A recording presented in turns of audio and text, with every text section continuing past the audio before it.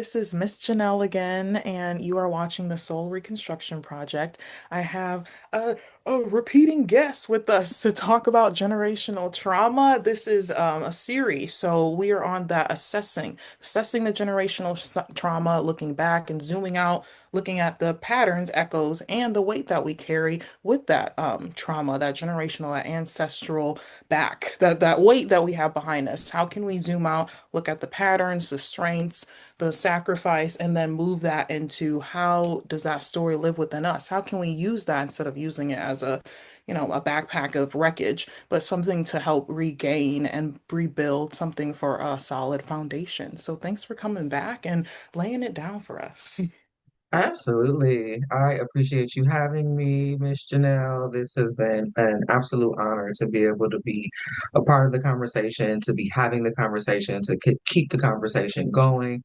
I absolutely believe it's a part of my mission and my purpose for being here. And I'm genuinely honored to be catalyzing healing as opposed to perpetuating that same hurt, the same trauma that has been living in I know my lineage for generations, but I know I'm not alone, and that's why we're having this conversation. Yeah. Yeah. So if we were able to zoom out and look at our lineage as a whole, what are some patterns that we see with everyone that we might not notice are patterns that are traveling with us? Oh yes, let's get into it. Let's get into it. So I had an opportunity to really take a deep dive with this when I was writing my book. It's book one of a three-book teaching memoir series, and it didn't start out that way, but because there was so much that I was gathering and so much, I couldn't actually fit it all into one book. And so it turned into a three-book series because of what I was uncovering and what I was finding. And so when we talk about what is it that we see, what are actual patterns, I mean, we see women for generations being forced into adulthood before their bodies or minds were ready for it, right? We see silence in my lineage and in our community used as a way to protect, right? Even when it cost you Mhm. something, silence was still upheld as the value, right? You see survival chosen over self expression every single time. Doesn't matter. I need to survive. I need to eat. I need to stay safe. And so using my voice is not an option, right? You see love offered through duty, not emotional safety. And so when we talk about doing versus being, right, you are valued for what you do, not for who you are. And then that pain is carried privately so that the family can keep functioning within the context of everything that's going on in the world. And so these patterns continue to live out. I see it in my generation. I see it in the generations that are coming after me. And I see it in all of the generations that came before me. If you go back three, four, five generations. Yeah. And one thing I want to touch on for that is the silence part. I feel like for me in particular, I felt like I put myself in a situation that caused me to be more silent. And then that true transformation came from me, I think, digitally not being silent anymore. That kind of was like the turning the knob for me because I don't know, I guess social media is just something that is really big right now. And being open, and people are so like this is what everyone shows, happy stuff, and I was very much focused on I was doing that before, and then I kind of went ghost because it was like all the happy stuff I put was fake, and now people think that's what's going on in my life, and it's not, so let me just be quiet. And then now it's like coming back out and being like, whoa, this is what really was happening, this is what I was really going through, and I'm tired of showing you guys that part, and that's what I really think is changed is digital stuff has changed. That could be a whole nother episode, but digitally, we've been able to do things differently. This kind of goes back into what we'll talk about later. How has the story lived in us and how can we show it in a different way? I feel like digitally we have a really what is it called? A heads up or not a heads up, you have an extra, helping hand with that sort of technology that we've been able to share stuff, worldwide like we can, and they didn't get to do that, or the stuff that they needed wasn't able to reach them. Yeah. Very good point. I think I've always thought about social media as very big. It's always been very daunting and invasive for me, but I like the perspective you put on it in terms of it being an actual tool. It was a tool to help you actually walk in your power and embrace your Mm, power. And we always hear about the flip side of it where you got the thumb thugs or the keyboard killers and people saying stuff that, on social media platforms that you would never say in person or you would never say to me. yeah. And so that's like the Yeah. dark side of it, the bad Yep. side of it, that you're saying all these things. But another perspective around that very same thing is that I'm actually able to share this level of truth, this depth, right? That maybe if it wasn't for social media, I might not speak out about. And so I think there's definitely power in that. I never thought about that particular perspective before. Yeah, that kind of goes into our next question. What strengths or survival strategies do you see through your family line? Maybe it's you, maybe it's just your daughter, or maybe it's even before us. Like what were some strengths and survival strategies that we can see through our family line? Oh yeah, it absolutely. I mean, I see it in my daughter and myself, but it absolutely was passed down to us. It's not all necessarily bad, if you will. There are some tremendous, tremendous characteristics that we inherit through our epigenetics as well. And so we have endurance, right? That outlasts circumstances, regardless to what's going on around us, regardless to what the man and the context and society, regardless to all of these things, we're able to endure in a way that not all folks who don't have this kind of adversity are able to do. They can crumble under much less circumstances. And then the resourcefulness that is born from the scarcity, right? We don't have much, we don't have access to things, and so we're able to create and develop. I mean, when I think about my lineage and the the hair braiding and the music creation and the dancing and like all of that kind of energy that's not necessarily valued in the mainstream, right? But that is some beauty in that kind of art and creativity that is just kind of within us, and the resourcefulness to create something from nothing, right? I grew up in a get some duct tape and a spoon and some toothpaste and figure it out. Like, how you gonna fix this with toothpaste? I don't know, but somehow we figured out how to do it. Like pans that didn't work, cut that part off, do that, sit that in there. Like we just figured it out. So there's a resourcefulness that Hmm. is to be proud of, right? The ability to keep moving even while you're breaking inside, right? Like there's it's a double-edged sword to that, right? We get to say we don't want to do that anymore. But the fact that we've been able to survive that way is pretty awesome, right? Yeah. And this loyalty, the way we hold our families together, even when it hurts, right? We can still stay together and be able to have that deep, deep connection and this real instinct around protecting the next generation. That's why we're here today, even having these conversations, because whatever came through our epigenetics, be it good, be it bad, depending on who's asking, we're here protecting what comes after us as we honor what came before us. And that is an amazing strength to uphold no matter who's having the conversation. I think that's a really important perspective is to honor what was before us and then to prepare and lead something very beautiful for what's after. And I think that's where a lot of people have to make those next question, those sacrifices. Well, Mhm. you have to honor what's behind you. You have to honor the history. I feel like maybe in our last episode we were talking about things that have been trying to be erased from our history. We're honoring it more because people are trying to take it away. And I think that's kind of what we do too. When things get taken away from us and we feel that grief and loss, we start to realize what's really important and what needs to come back into the forefront. So, what sacrifices were made in our generations before that now we understand differently? I think one of the biggest sacrifices was childhoods being traded for caregiving. I think it was just a regular way of being. And when we look at the way we raise our children now, we don't expect them, right, to be able to take care of those coming after them. And it's a whole thing around, teenage pregnancy and avoiding it, and babies being able to be babies, and kids shouldn't have kids, and all of that. And I'm not saying that that's bad, but that definitely wasn't always the case, right? There was a time when regardless, as a child, you are expected to be a caregiver in this family, in this house. You're going to take care of your siblings, cousins, whoever, aunts, uncles, older than you, younger than you. It did not matter. Your childhood was traded for caregiving, and that was just the standard way of being, right? You abandoned your dreams in order to keep the family afloat, right? Like, so going off to college, you going with the white people and you going to do these other things. And so there was definitely some belonging, right, that you had to sacrifice in order to go and do something different than what was laid out by your family, right? And our Yeah. bodies were used as bargaining chips for safety. I know my mother's story and my grandmother's story.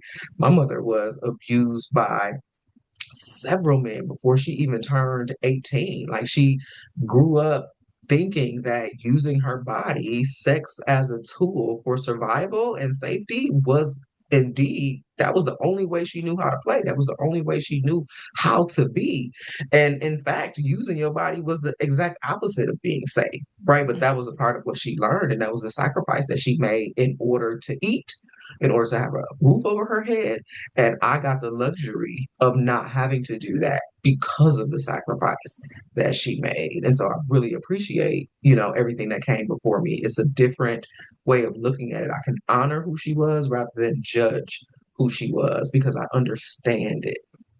Yeah, I think that's why I'm looking at it right now is like the understanding of how they experienced it and how we experienced it, and then understanding why things went the way they went in my life, and then being able to look at it, okay, they did their part, now I can do my part because time has passed, I've had my experiences. So it's not about just keep making those cycling mistakes. It's Right. about understanding them, looking at it, really looking at the blueprint of where it came from, why I did this, and just going in a positive way with it. Um, what did the women in your lineage have to become in order to endure their time as a child, as an adult, as a mother? Um, what did they have to become?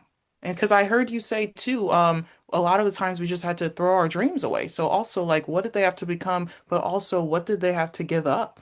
Do you even know? Like, I imagine how many people don't really know what their parents had to give Mhm. up when they had them.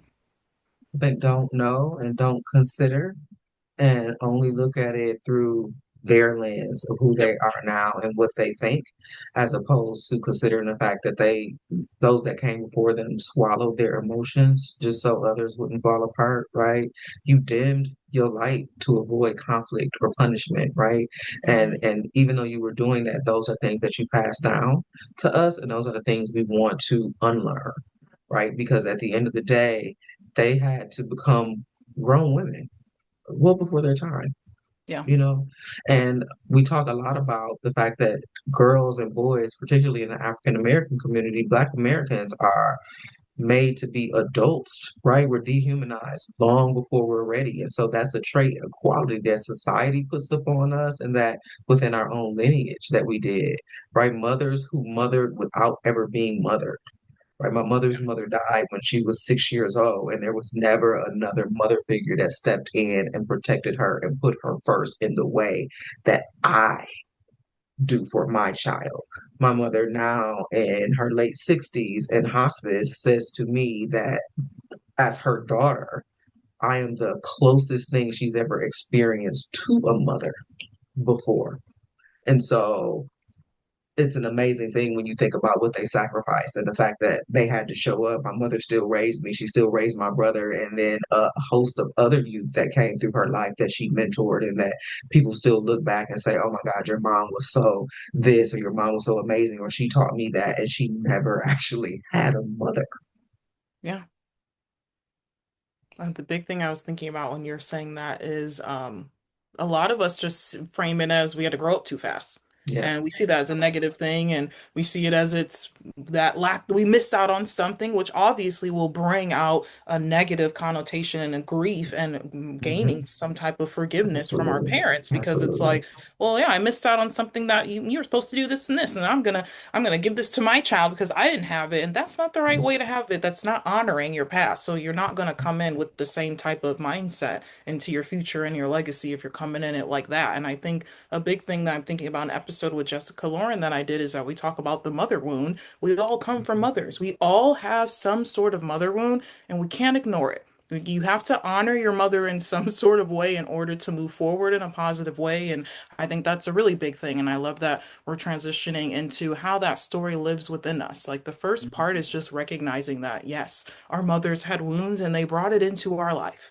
Like it just is what it is. And we are currently bringing that into, our life. And if you have children, into your children's life as well. And we have to be, someone has to stop it. Someone, they did what they could with their tools, and that's nothing that they did wrong. And like you said, your mother grew up without a mother.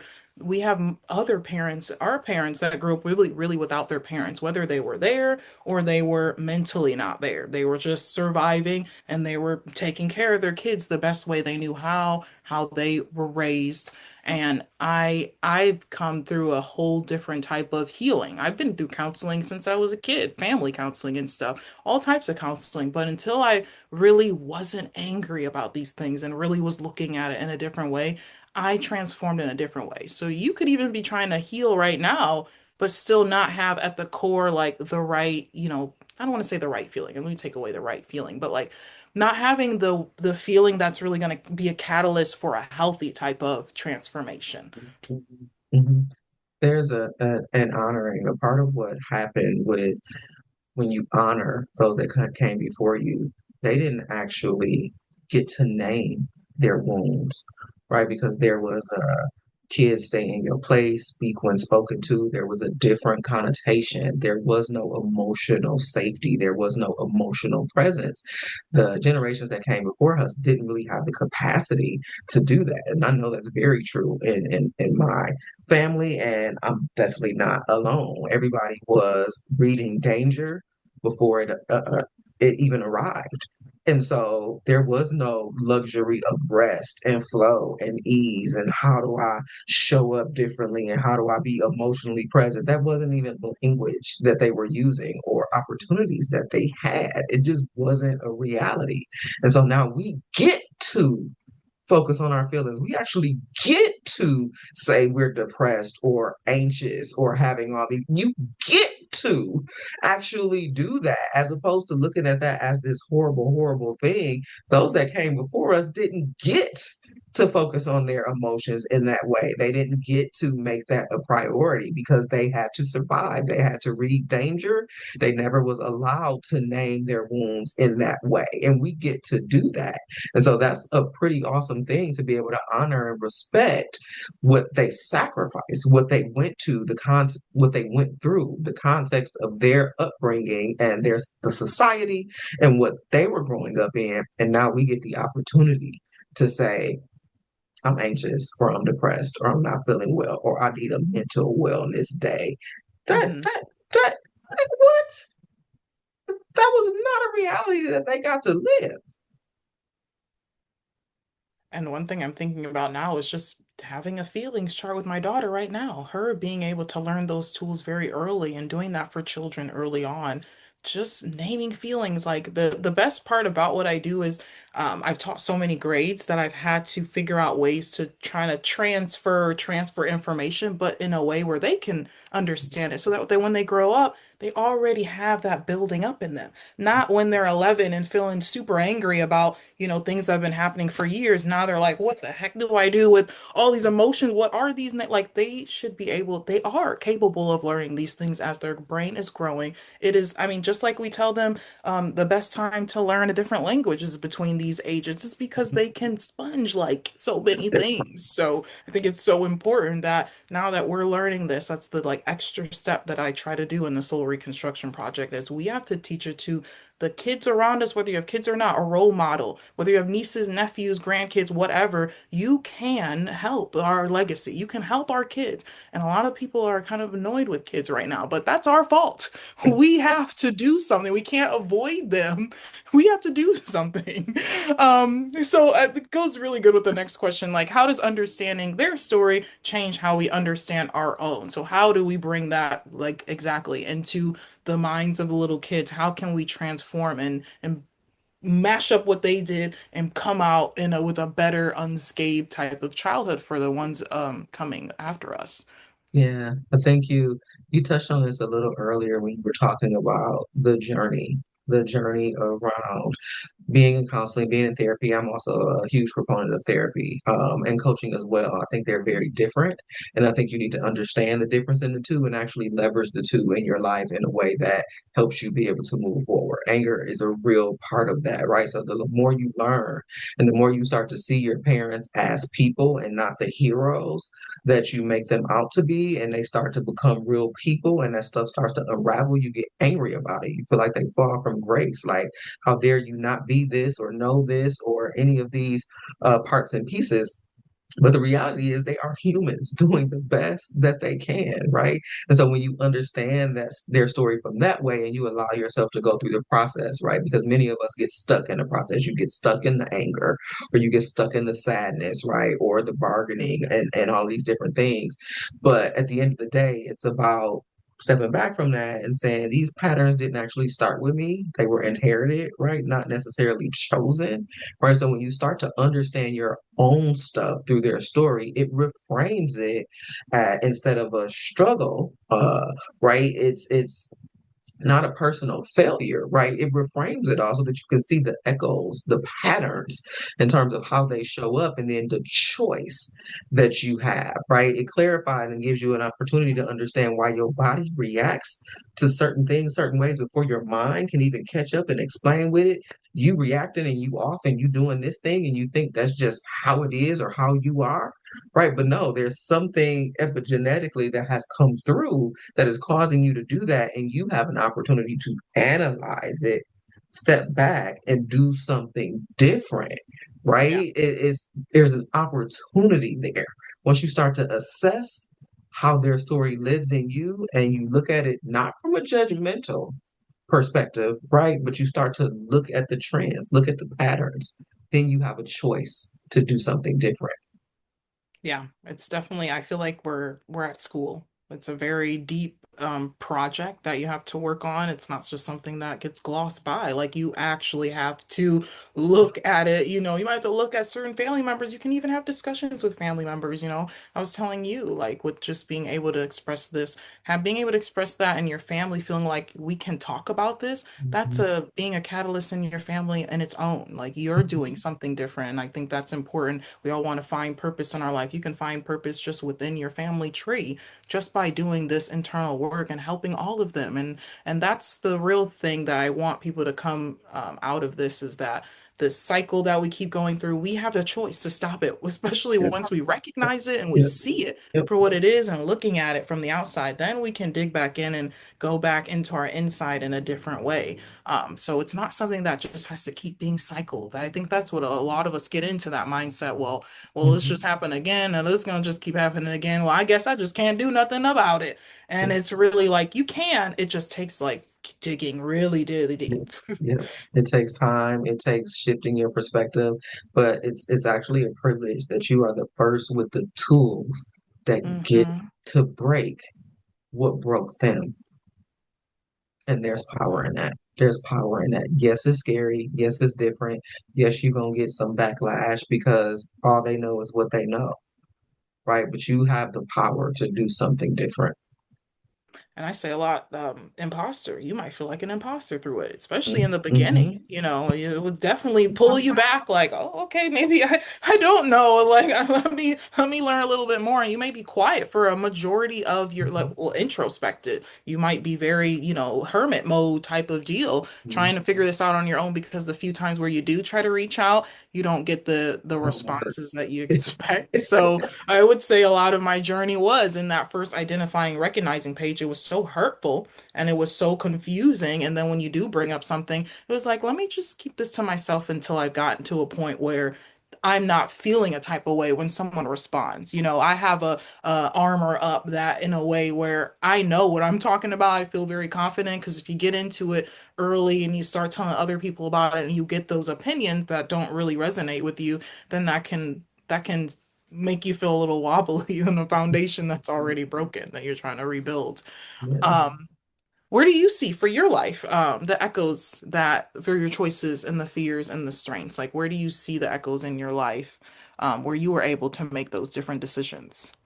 absolutely. It's instinctual for me to overfunction, especially when things get stable. Mm, Because I grew up in a home where I was always fed. Let me be clear. I always had a roof over my head, a place to sleep, and I was always fed. So that's not it. But the emotional neglect and abandonment, right? My mother didn't have the tools. She loved me, and I knew she loved me, always did, right? But it was always also very clear that she was wounded. And so I grew up with this image of my mother as a wounded bird. And in order to help this bird mend its wings, right, I will overfunction. I will overdo. I want to cook. I want to clean. I want to help. I want to do all the things that I feel like I can do to help ease whatever I can ease for you. So overfunctioning became an instinct in order to have stability, emotional stability in the home, right? However, at the same time that I'm doing this, I'm becoming too much, or I might need too much, right? So now I have this fear of being too much or needing too much because I'm over. And so now I'm vacillating between these two things on a regular basis because I don't want to be too much and be told to bow down, shut up, sit down, stop talking, like stop thinking, you think you know everything, all these kinds of things because I feel like as I'm over functioning, I'm learning and I'm developing a voice and I'm seeing things and I got stuff to say about it. And so do the work, but shut up while you do the work. And uh-huh. so there's this instinctual way of overperforming in order to make everybody okay, while at the same time scared of being too much because you're going to get backlash from that. Right. And so I have to have this strength to hold everything together, including myself. And there's this swallowing of your own emotions and voice and just do, right? Don't be who you are, just do function, do the things, overperform, clean, cook, do all the things you need to do to keep everything running smoothly, right? But don't be too much. Don't have an opinion about it, right? Like just hold Yeah. everything together, right? And just create this safety that is not modeled for me, but somehow I know that I need to do it. It's my responsibility. Yeah. It's those imbalance of routines and characteristics and just learning by design that end up being so imbalanced that you end up falling off or hitting rock bottom Mhm. at one point. And that's where you Unsustainable. have to, yeah, it's just not it, and I think that's where a lot of us when it happens with the world, losing the job with COVID, things like things that are out of our control. Those are really the things that make us be, oh, I did not realize all of this stuff that I was doing was creating all of this, and now I'm Yes. here. So we usually wait until it's so bad where we can't even manage it with our emotions because we're so upset, we're so tired, we're so everything has gone from here to here in our mind and we're like how do you even start over? It's really about that starting over. No one wants to start over. You didn't think of a job. No one wants to start over at a job until you're forced to start over at a job. No one wants to start over on a hair care routine because this one looks so good or works so well, but you have to when this starts to happen or you want to try something different with your hair. Those are just like random examples, but no one wants to start over, even in a game. Nobody wants to start over. You want to make it through all the levels because well, I made that level. Do. Yep, And yep. life is not like that. Life is not like that until you have, I think, really examined and looked back and been like, oh, I got it now. I've looked at the whole blueprint and now I can go back in and study for this exam or something like that. Like you've taken the test, you're failing. Well, now let me see what I got wrong. It's kind of like that. When you're looking at an exam and you fail, but you're like, here's the sections where you didn't do well on. And you're like, oh, okay, well, now I need to focus on that. Or, well, why I didn't do that well or I do this so well. Oh, well, that's why this is teetering back and forth. Like it takes a class that I don't think people even think about doing this kind of class work. So that's why we do the work that we do. And like you said, therapy and coaching, they're different. You need both of them. It's a balance. We have to heal from our trauma and understand those things in order to coach ourselves to have a purposeful life. So they go hand in hand. And a lot of people stop at therapy. I think I've mentioned in maybe that introduction, like therapy was hard in the beginning because it's just like, I just feel like I'm being weighed down with all these thoughts and things that I blocked out. A majority of us have blocked it out. I am definitely someone that has blocked out stuff. And I'm realizing now, going back into my journals, that I was like, oh, well, I realized why I blocked it out because it feels really bad right now. And that's 5, 6 years ago. Like, this hurts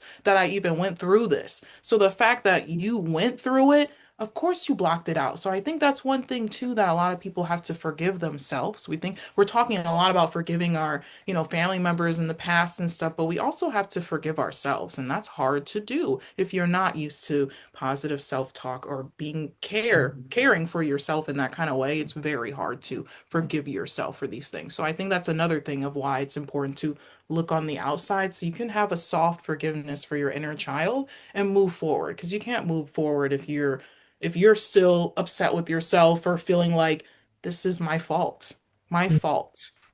Yeah, yeah, absolutely. I don't disagree. I think at the end of the day, you talk about the self-soothing and the forgiveness, and I know we're going to get into that. We're going to dive deep into that in our next episode, and I'm so excited for that.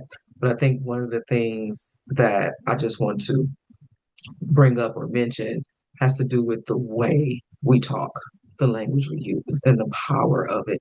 And so, as you're developing this voice and this lens to look at things and say, that don't seem right. Well, why would you do that if this, that, and the other? And you start to question, right, your elders, because that's what we talked about, like the space, right? And what that starts to look and feel like when you start to question your elders. You might get popped, you might get shunned, right? You might start fights, like all kinds of things can happen when you start to question your elders. It's not always this loving environment of, oh, you got questions?